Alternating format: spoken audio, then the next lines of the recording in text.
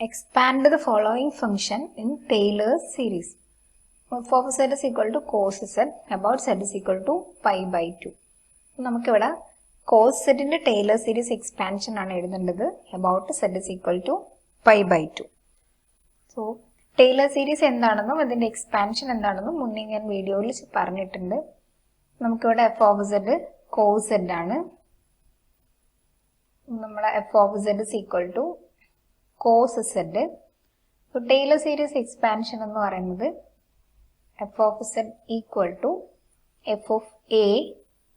A means center. About z is equal to a എന്നാണ് പറയാ.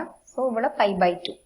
f of a and next term f dash a into z minus a plus f double dash of a into z minus a all square divided by 2 factorial plus triple dash of a into z minus a all cube divided by 3 factorial plus etc. So, ഇവിടെ നമുക്ക് f of z cos z ആണ്. ഇനി നമുക്ക് ഇവിടെ f of z cos z ആണ് and നമുക്ക് ഇവിടെ f dash of z കാണണം. f dash of z കണ്ടാൽ f dash of a എന്താണെന്ന് പറയാൻ പറ്റും. At the point a. f dash of z cos z derivative is minus sin z. Now second derivative f double dash of z minus sin z derivative is cos z. Third derivative triple dash of z minus cos z derivative is minus sin z. So this is plus sin z. Now ഒന്നുകൂടെ കണ്ട fourth derivative sin z derivative cos z. Next f of a കാണണം. f of a this here pi by 2 is our a. pi by 2 ലുള്ള value f of pi by 2 cos pi by 2 cos pi by 2 cos pi by 2 is 0. Next f dash of a, that means f dash of pi by 2. f dash of pi by 2 is minus sin pi by 2. Sin pi by 2 is 1, so this is minus 1. Now double dash of pi by 2. This is minus cos pi by 2, cos pi by 2 is 0. Triple dash at pi by 2. Sin pi by 2, that is 1.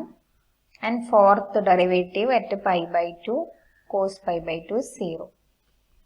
So the expansion is, series വരുന്നത് cos z is equal to first term f of a. f of a means f of pi by 2, that is 0. First term 0 ആണ്. Second term f dash of a, dash of pi by 2 minus 1. So minus 1. First term 0 ആണ്. Second term z ലാണ് start ചെയ്യുന്നത്. z minus a. a is pi by 2. z minus pi by 2. Next term f double dash of a, അത് 0 ആണ്. And third term f triple dash of pi by 2 is 1. And z minus a, z minus pi by 2.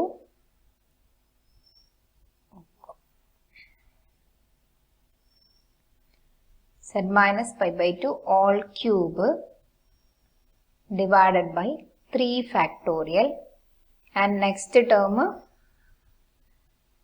this is 0. Next term 0 ആണ്. And fifth term വരും. Fifth derivative എന്ന് പറയുന്നത്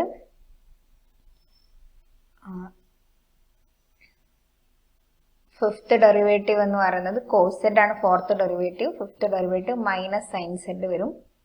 And fifth derivative pi by 2 value കൊടുത്താൽ sin pi by 2 1 ആണ്. So minus 1. So നമുക്ക് കിട്ടുന്നത് minus 1 into z minus pi by 2 all raised to 5 by 5 factorial. Next plus etc. അപ്പോൾ alternative ആയിട്ട് plus minus വരുന്നുണ്ട്. ഇതിനെ നമുക്ക് n is equal to 0 to infinity minus 1 power n. First term ഇവിടെ 0 ആണ്. First term വരുന്നത് z minus pi by 2 ലാണ്. So z minus, ഇവിടെ നമുക്ക് ഫസ്റ്റ് ടേമിൽ നെഗറ്റീവ് വേണം. n നമ്മൾ 0 ലാണ് സ്റ്റാർട്ട് ചെയ്യുന്നതെങ്കിൽ ഇത് n പ്ലസ് 1 എന്ന് കൊടുക്കാം. സോ മൈനസ് 1 പവർ 1 മൈനസ് 1 കിട്ടും.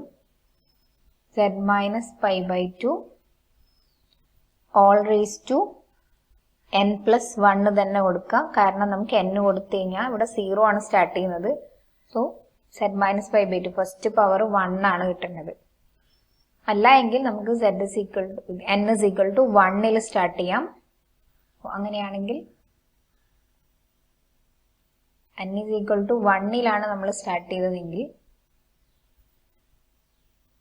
സീരീസ് 1 to infinity ഇവിടെ n കൊടുക്കാം. So minus 1 first term, z minus pi by 2. ഇവിടെ വരുന്നത് ഓഡ് പവേഴ്സ് ആണ്. സോ ഇത് 1 ഫസ്റ്റ് പവർ 1 കിട്ടണം, സെക്കൻഡ് പവർ 3, പിന്നെ third power 5. So odd powers ആണ് വരുന്നത്. സോ n കൊടുത്തു കഴിഞ്ഞാൽ ഫസ്റ്റ് ടേം 1 കിട്ടണം. ദാറ്റ് ഈസ് 2n മൈനസ് 1 എന്ന് കൊടുക്കാം. n കൊടുത്താൽ ഫസ്റ്റ് ടേം 1 കിട്ടും.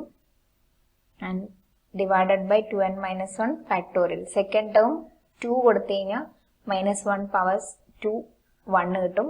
z മൈനസ് പൈ ബൈ 2 2 കൊടുത്തു കഴിഞ്ഞാൽ 4 മൈനസ് 1 3 കിട്ടും, 3 ഫാക്ടോറിയൽ. 3 കൊടുത്തു കഴിഞ്ഞാൽ 6 മൈനസ് 1 5 കിട്ടും by 5 factorial. So cos z, Taylor series expansion of cos z about z is equal to pi by 2 is this.